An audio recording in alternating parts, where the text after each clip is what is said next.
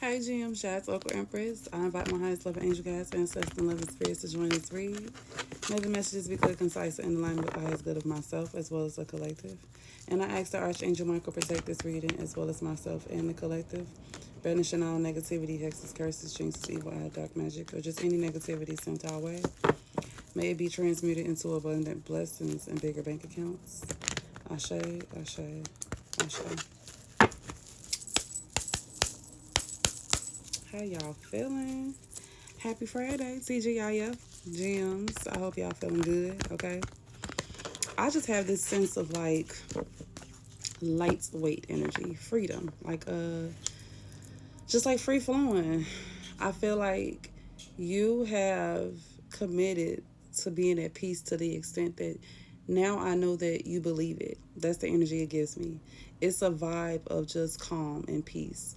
Like you're not asking to be at peace. You're not coming from a place of like, I want this. Confirmation. I don't know if y'all saw that. Like, it's something that you know exists. It is yours. You are embodying it. You are living in it.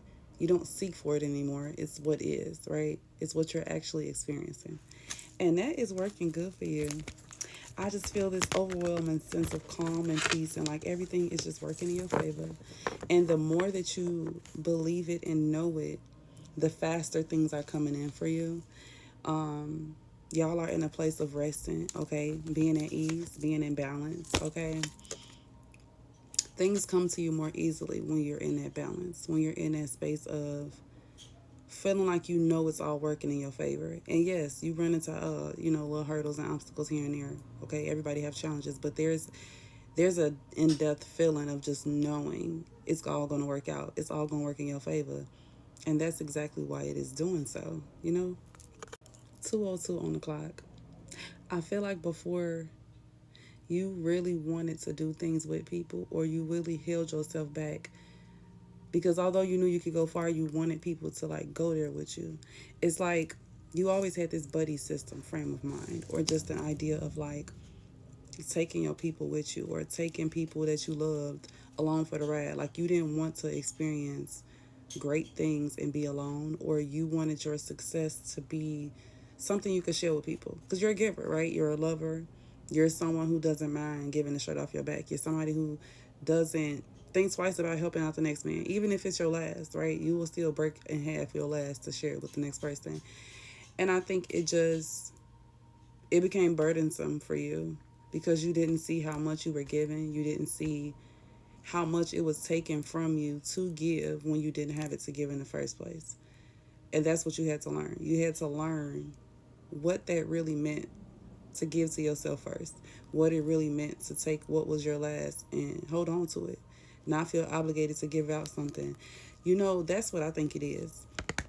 For the longest, you felt like your blessings had to do with an output of some kind. Like you had to put so much into this like lottery slot for you to win big.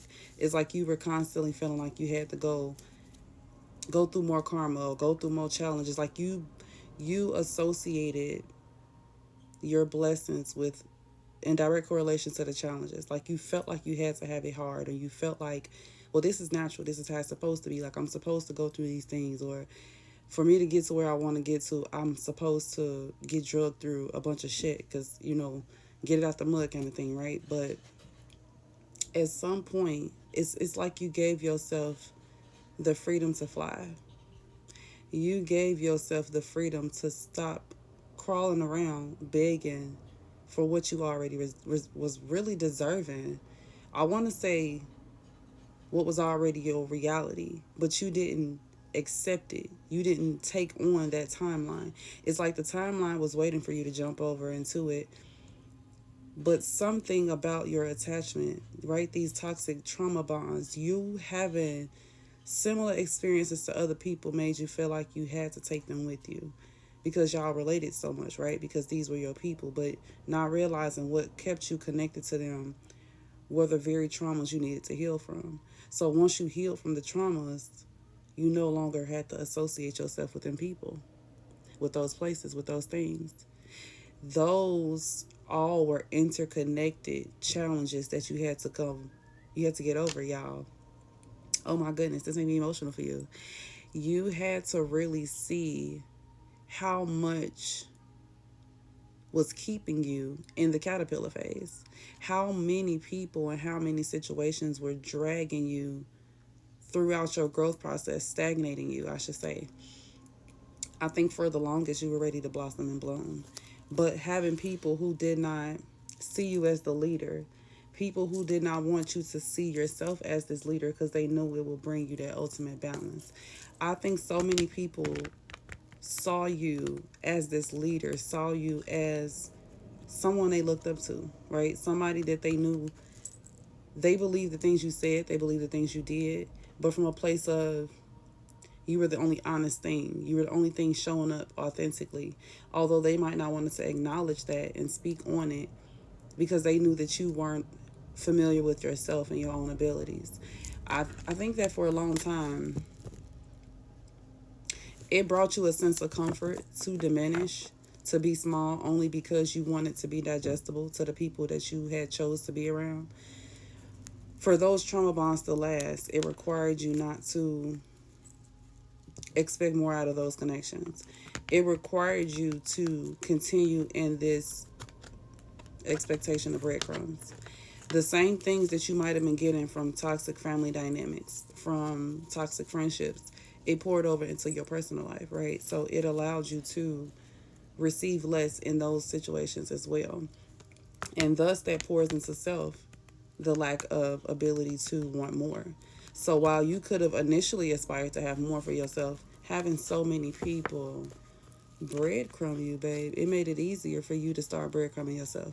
It made it easier for you to put yourself on the back burner. So even when you had opportunities where you could have thought about you, you had innately taught self to not think about you, to not put you as a priority.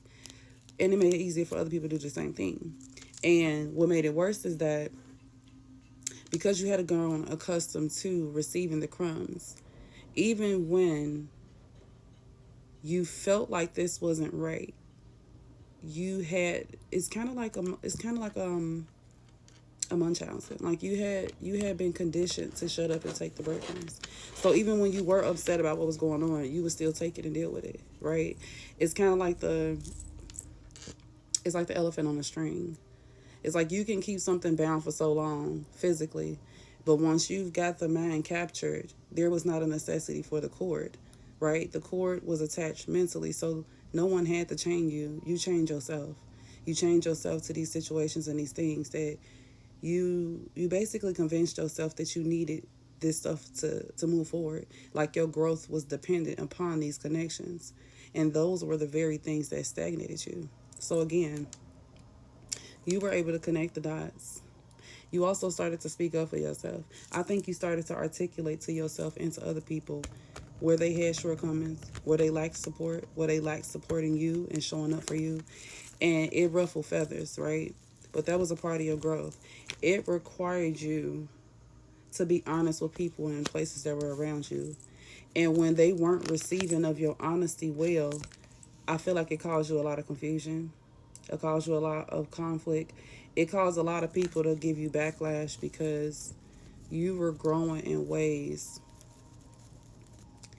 You were growing in ways that was honestly, it was fucking scary for these people because everything you said was right, right? Everything you had expectations of was right, but nobody had ever approached them or those concepts in the way that you did.